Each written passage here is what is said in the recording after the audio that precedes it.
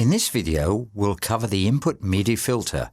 There are all sorts of MIDI controllers on the market that respond differently to our fingers, sticks, and whatever you may use to play them. That may lead to a situation when MDrummer won't react optimally. In such cases, the input MIDI filter can readjust incoming velocity data to get MDrummer's performance back to normal, or even change the drums being played. Let's have a look at it. To open the input MIDI filter, go to the menu and select the input MIDI filter. On the top, we can see a MIDI keyboard presentation showing a currently selected key. Each time you press a key or pad on your MIDI controller, MIDI channel 10, it will be reflected here in a red color. Use these two buttons or mouse wheel to change the key range.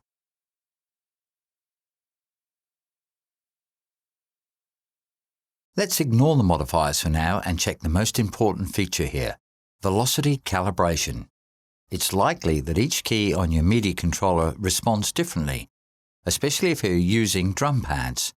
That is why each key has its own velocity graph, which lets you transform the velocities any way you like. If you want your controller to feel really right, this is the way to do it. But doing that manually? Of course not. MDrummer does that for you. And here's how. Press the calibrate button here. Now I'm simply going to play drums on my MIDI keyboard. MDrummer analyzes my performance on all drums I play, performs a statistical analysis, and adjusts the velocity transformation for all drums I played. The more notes I play, the more accurate it will be in most cases.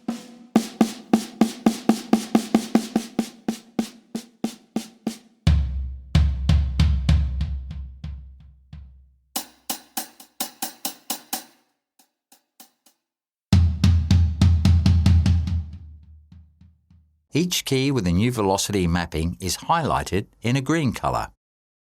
There's also an advanced calibration.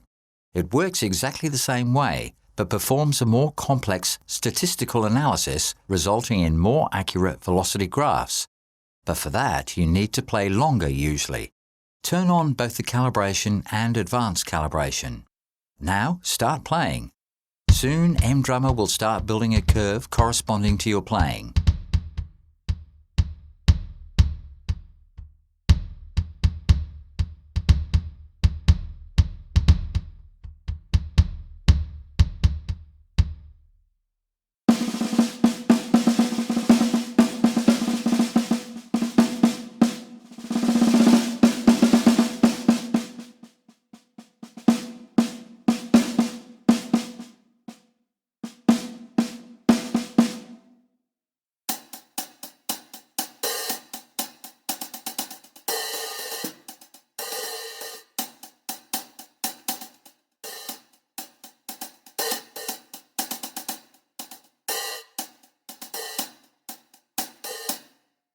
Finally, the modifiers, 4 of them for each key.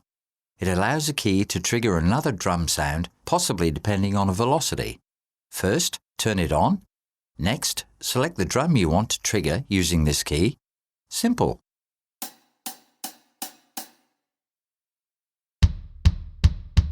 But it can do more. How about playing different drums using a single key? For example, if I don't have enough pads, but I still want to play a snare cross stick using a snare drum pad when I hit it lightly? No problem. First, enable modifier 1 and set it to snare drum 1 with some higher minimal velocity. Then enable modifier 2 as well and set it to snare cross stick 1. Check it out. I'm still playing a single key. Another use cases? Playing multiple crash cymbals using a single pad, for example.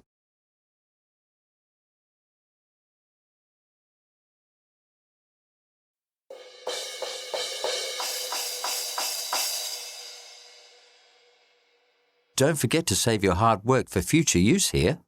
That's all for this tutorial. See you next time.